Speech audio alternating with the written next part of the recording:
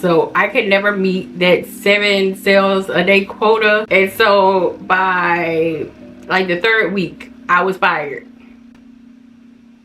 That job was stressful as shit.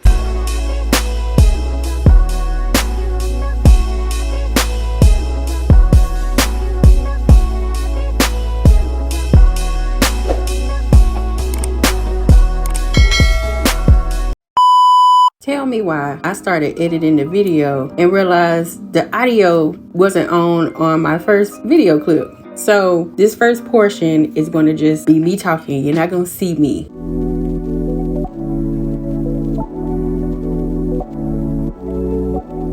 First job ever starting out in the workforce was at this communications company in my hometown by the name of Thorns Communications. And so the premise of this business was to install any communication system. So intercoms, security alarms, cameras, even telephones. If you were setting up a business and you needed multiple like business telephones, they'll even set that up. And my particular job was as the office assistant. The woman who owned this business, sweet little old lady, Miss K, she had to be like in her late 70s or 80s. But yeah, she hired me on. I was in a program at my high school where you go to classes in the morning and then you'll work in the afternoon to get those extra credits that you need to graduate. And so she hired me on under that program, and I was super part-time. Only worked like, I want to say while I was at my senior year, I was there every day. Shit, I can't remember. But I do know I was only getting paid like $100 a week. So yeah, I wasn't working that damn much. I was in charge of answering the phones and any electronic communication. So emails, fax, all that. Everything an office assistant does. And I was also working there my freshman year of college. So instead of me working every day from like 1 to 4, I was working 2 days out of the week from 8 to 4. I was getting paid the same, basically. Just working 8 hours for 2 days. I was there 2 days out of the week. I stayed there until I moved to California with CJ. I would rate this job a 9 out of 10. It was a good first job. I couldn't ask for a better first time job experience than that.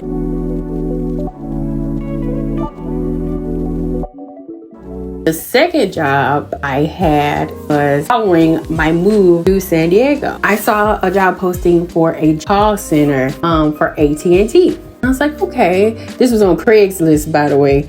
You gotta think this is like 2013. So yeah. Most jobs I was looking for were on Craigslist. So they had a phone number or something, or some way you apply. I think I applied and then somebody gave me a call. It was like, hey, meet at this place at this time or whatever. And so I was like, okay. So I get there. This wasn't even no damn job interview. It was like a room full of like 20 people. We were there for training. Like we were already hired. They just needed a body. And they emphasized, this is not at&t. You do not work for at&t. We're just selling at&t internet. And I'm like, okay, that makes no damn sense. Don't work for at&t, but we're selling at&t shit. Okay, whatever. So they gave us the rundown of like the computer system and how to, hang up on a call or how to transfer calls and stuff like that. And we had a quota of at least 7 sales a day. So you had to sell internet to at least 7 people a day. And I'm not good at selling shit. So I could never meet that 7 sales a day quota. And so by like the 3rd week, I was fired. That job was stressful as shit.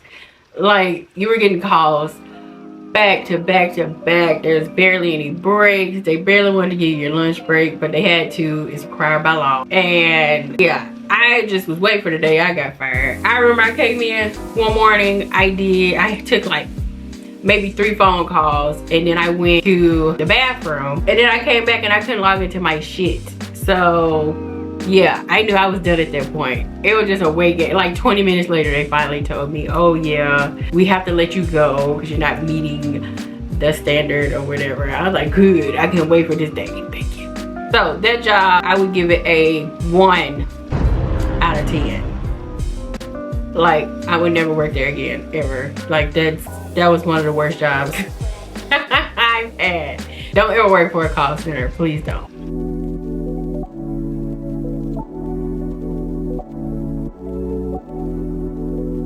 The third job I had was at ArcLight Movie Theater, also in San Diego. More specifically, La Jolla, which is like the wealthy part of San Diego. I had never heard of ArcLight before working there. I remember I came across their hiring flyer on Indeed or Snag a Job, one of those. And I applied, and I wasn't expecting to get it because I didn't have any retail experience at that time. But I was like, what the heck, I'm unemployed, you know. I need to make money because, you know, even though my husband was in the military, we were broke.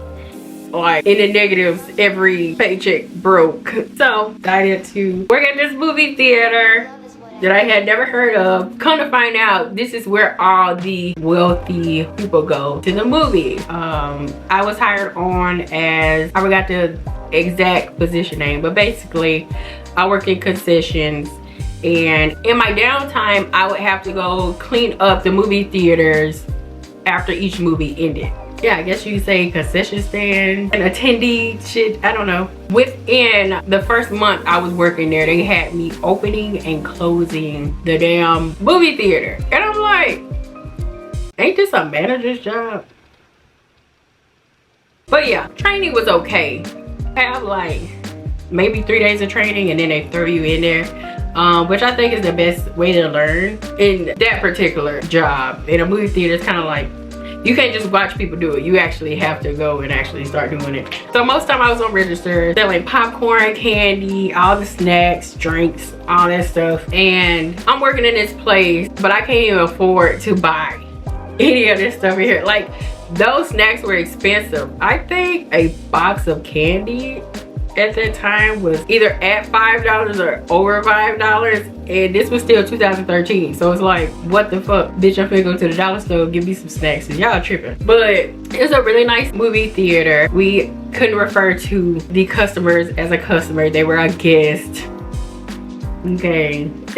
They had really strict dress codes, so like you had to wear a certain color uniform shirt, black pants, black socks, black non-slip shoes or whatever. And like I told you on the video, we were fucking broke, so I didn't have that many pairs of black socks. I only had like one pair of black socks, and so I wound up getting fired from that job because I wore white socks one day instead of black. We forgot to do laundry. Like, me and CJ were both busy as shit. I think at that time he was working night shift, so he was sleeping through the day to go to work at night. And then I was in beauty school at that time, so I was going to beauty school at night and trying to work like in the morning or like in the early afternoon, so I can be at school by 5 at night. So like there was no time in between to do like basic shit. So just so happened that particular week we just missed doing laundry, couldn't wash that one pair of black socks, and yeah, that's what they got me on, because appearance, you know, they don't play about that. They were like, you got on white socks, like, no, we can't have this. This is your last day. You finish out your shift and you're done. Well, I tell you, I was leaving that movie, I was bawling. I kept it together until I got to the door, and there's always like a greeter at the door to greet everybody and, you know, wish everybody a farewell. And like, me and her were really good friends, and like she was like, oh, you're leaving, have a good night, you know, I'll see you next time. And I just lost it. I was like, I was just fired, and like she was like, oh no, and then like, I was just bawling, and she like held me and she would just hug me. She was like, it's gonna be okay, you're better than this, you're gonna find something better than this, don't worry about ArcLight, like they're assholes or whatever. My manager didn't talk to me and was like, hey, what's going on, you know what the dress code is, like we can get you some socks, bitch. There was none of that. It was just, all right, you need to go, bye. So ArcLight, I give it like a 6 out of 10. It wasn't the worst place to work, but it wasn't the best. If you're just starting out in the workforce, I would say it's not a bad place to work, but would I go back? Probably not.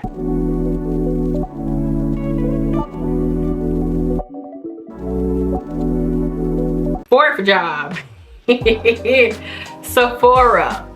Yes, I worked at Sephora, not in the capacity you're thinking of. I was an overnight stalker. So no, I wasn't a cast member, whatever the fuck you call it. I was not that. I thought I was interviewing for that, but no. So the interview process, I didn't even go over the interview process for ArcLight, but it don't even fucking matter. That was a group interview too. But for Sephora, it was a group interview and we were outside. It had to be like me and 9 other people, and they just asked you like all these beauty questions and all this shit. Mind you, yes, I was in beauty school at the time, but I had no idea about all the makeup brands and all this shit like I do now. It was like I was new to the shit. Like the only time I had wore makeup was like for prom or homecoming, if that.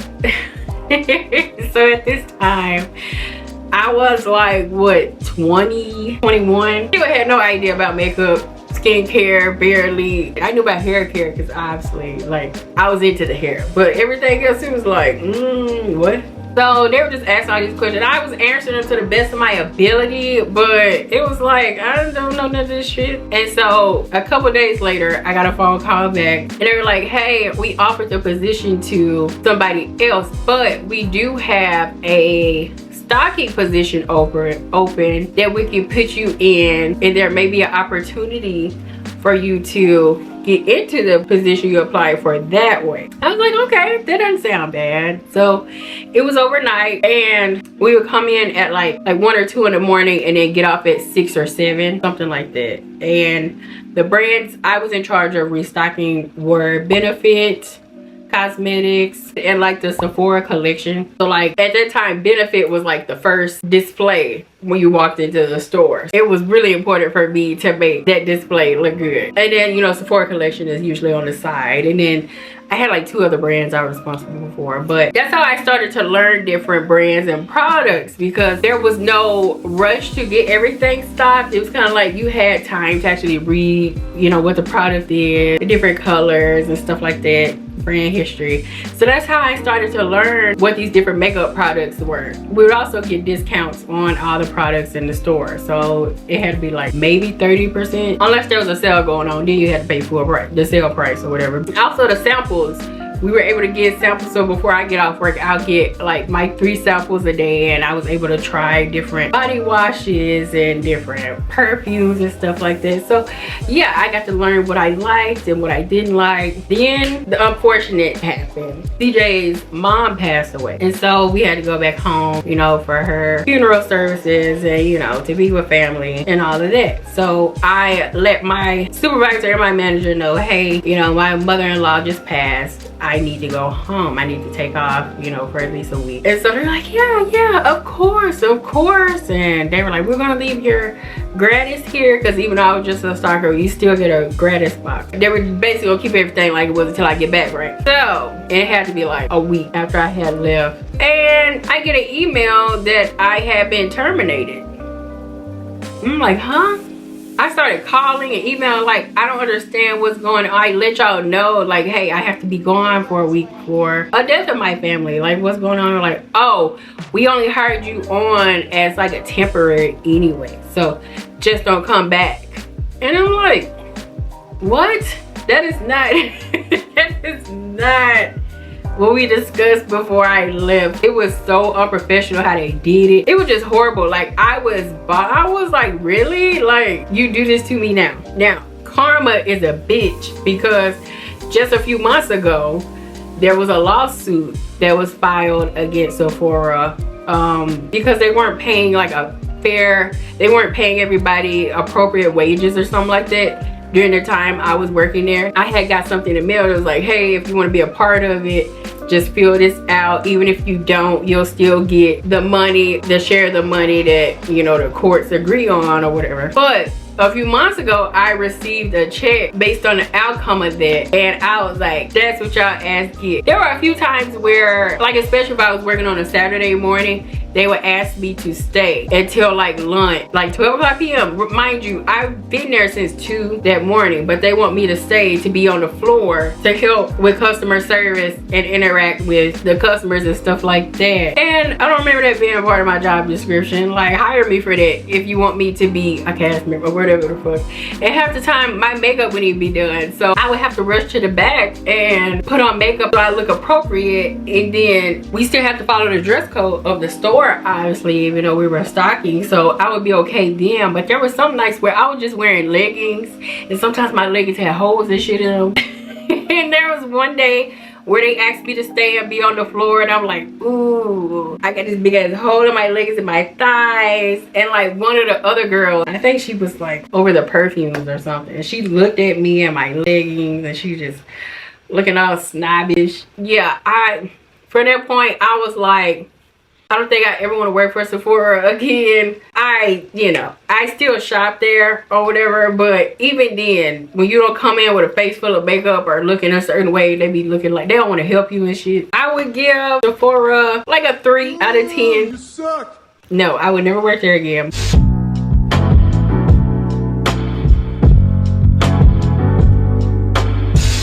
DJ had separated from the Navy and we decided to move to Milwaukee. I had just finished beauty school, got licensed and all this shit, but I couldn't find a salon to work at because either they wanted me to have like a shit ton of experience or they wanted me to speak Spanish, and yeah, I didn't have either. Decided to move to Wisconsin, and for Wisconsin, you need 200 more cosmetology hours than in California. So I couldn't switch my license over to here unless I decided to go back to school for 200 more hours. And bitch, who finna do this? So at that point, I had been thinking about joining the Air Force anyway, so I had started that process. But in the meantime, I worked at Walmart. I got hired as a cashier and training was phenomenal. I still say that was some of the best training I've had was at Walmart, because for at least a week, it could have been 2, you sit in this room on the computer and they go over everything about every fucking position. And also when it comes to cashiering, they go over every scenario that may happen. So you have a rude customer, or somebody stealing, or somebody tries to rob you. All this shit, they go over everything. So by the time you get out on the floor, you are thoroughly prepared and ready to go. Being a cashier isn't hard, it's just annoying because you have customers who say dumb shit. Like if something doesn't ring up, they love to be like, oh, does that mean it's free? No, bitch, you still have to pay for the shit. Or the people who constantly want to tell you how to bag their groceries. Like, bitch, if you got a problem with how I'm bagging, bag your own shit, okay? Go to the self-checkout. That's all you gotta do. All you gotta do. Or like when a store be really busy, but like you still have to take your break or your lunch because your manager's gonna yell at your ass. And yes, you still want to help these people because the store is backed up and you know there's only like 3 fucking cashiers in the store at a time. But it's like I have to take my lunch. But yeah, other than that, I loved working at Walmart. That has to be like my second favorite job. I would go back if I needed to. I would give it a 9 out of 10. Just because the damn customers, Walmart customers be off the chain though, for real.